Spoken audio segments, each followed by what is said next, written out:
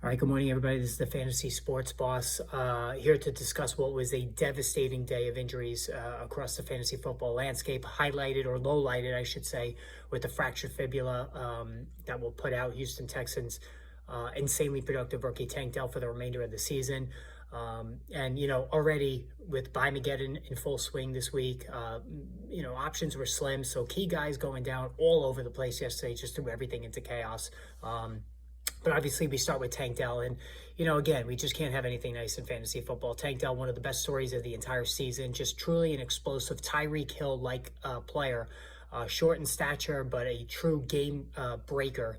Gets the football in space, he's gone. I mean, that just is kind of a rare athlete, and he's been a wide receiver one for the better part of 2 months now, and now that's all over with. So, and the obvious takeaways here, Nico Collins and Noah Brown become much more value targets. Dalton Schultz missed this game with injury. He should be back next week.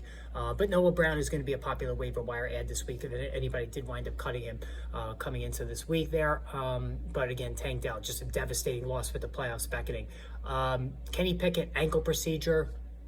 He hurt his ankle, second half of the game yesterday against Arizona. Couldn't put any weight on it. And Mitchell Trubisky came in, and this is obviously really not a good situation for the Steelers. While Kenny Pickett wasn't lighting the world on fire, he was helping the team at least manage the game. We know Mitch Trubisky just can't do that. So Pickett, who's as tough as they come, whether you respect his game management skills or not, he's going to be out for 2 to 4 weeks with the ankle injury. So not much of a drop off for the Pittsburgh receivers, but still a drop off nonetheless. Derek Carr, shoulder and a concussion injury. So this is the second time in a couple of weeks now that he's been dealing with multiple injuries, and I believe this is his second concussion of the season.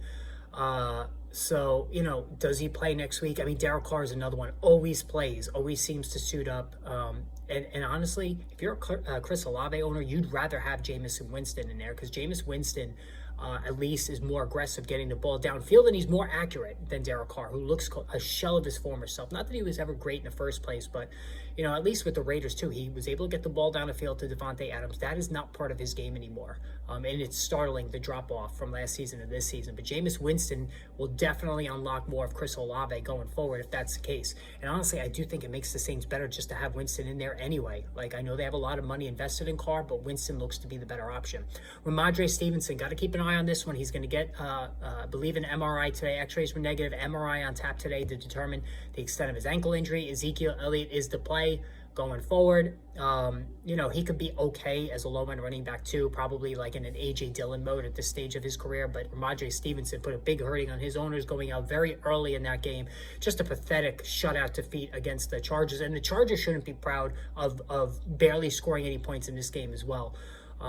But Stevenson, that's a key one that we're going to have to keep an eye on today. Derrick Henry, concussion. So over the last couple of weeks, the two guys, Zach Charbonnet, and now Tajay Spears, who I've been saying all year, just hold him. I know it's annoying keeping a guy like that on the bench, but this is why you do it. Tajay Spears, who took 16 carries in Henry's stead yesterday, is a must-add. He's the number one waiver guy this week, for sure. Because of his all-around PPR-friendly game. And if Henry misses time with a concussion, and again, the fact that Olave got cleared, what do I know? So, from 1 week to the next. So it is possible Henry could be cleared in time, but Spears, this is something we really need to keep an eye on. Brian Robinson, hamstring injury for the Commanders. They are off this week, so no actionable move appears to be made here. But again, just an awful, brutal day with injuries, just crazy stuff. And I'm going to go over all of it today with the live stream at 6:15 Eastern time tonight. So make sure you tune into that. I'm going to go over all the games. Again, more on these injuries as we have updates today and all the news of the day. So stay tuned.